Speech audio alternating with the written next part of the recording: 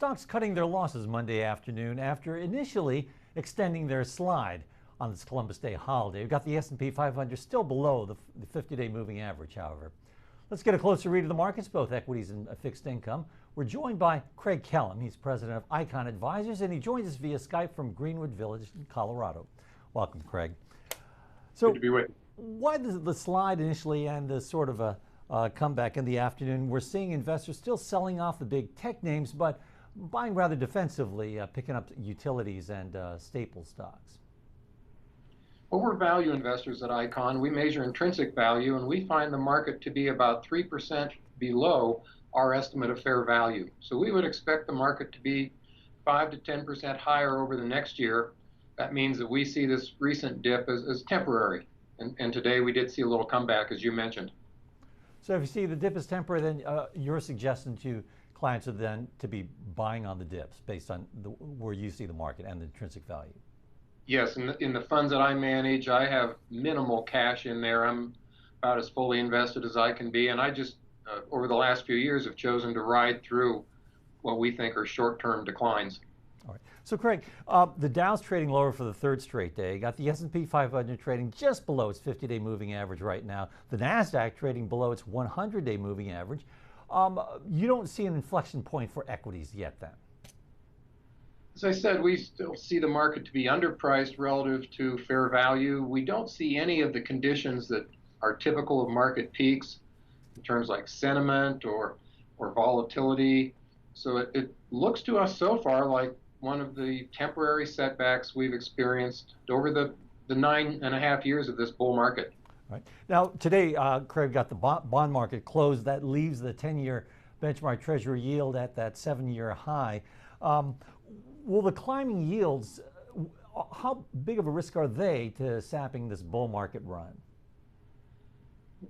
It feels comfortable to us now with the 10-year yield in the 3 to 3.25 range. That seems real sensible to us, given the inflation outlook that we've going forward and that we've experienced over the last year. So we don't see the pressure to force rates up to 3.5 to 4%. We just don't see that. So you're right.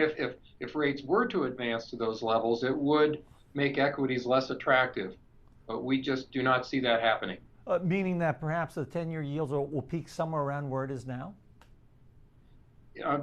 In the short run, we don't see pressure for it to go higher. The 3.5 would really surprise me. And Craig, we got the 2-year yield surpassing the S&P 500's dividend yield for the first time. What do you see as the implications of that? As many people are thinking, you brought up, if rates would continue to rise, that makes stocks less attractive. Those longer rates are based, even the 2-year, on inflation, and forecasts now are pretty confident in inflation 2.3% out 1 year to 2 years. There just aren't forecasts calling for 3, 4, 5% inflation that would cause rates to go higher. Craig, let's say you're a long-term investor investing for retirement. Would you recommend that they buy treasuries at this moment, or long-term or intermediate term, or go for short duration? We have a fixed income bond fund at Icon, and we, for a long time, have had very short duration in there. It compares great compared to its competitors. We've been light on treasuries, heavy on corporates, and a very short duration.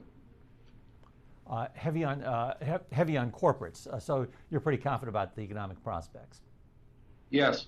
They're even preferreds. We like preferred stocks at this point. They've been hurt pretty badly the last month, and our bond fund has been using this opportunity to add to their preferred positions. And lastly, Craig, since you'd be buying on the dips in equities, what sort of sectors or stocks do you find attractive right now?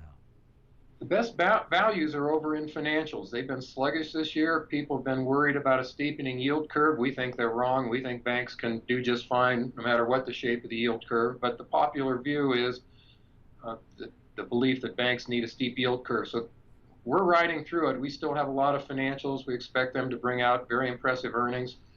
And consumer discretionary would be our next highest. All right. Thanks a lot, Craig, for joining us with your thoughts. Appreciate it. Pleasure. Our thanks to Craig Callahan of Icon Advisors joining us today via Skype from Greenwood Village in Colorado. I'm Fred Katayama. This is Reuters.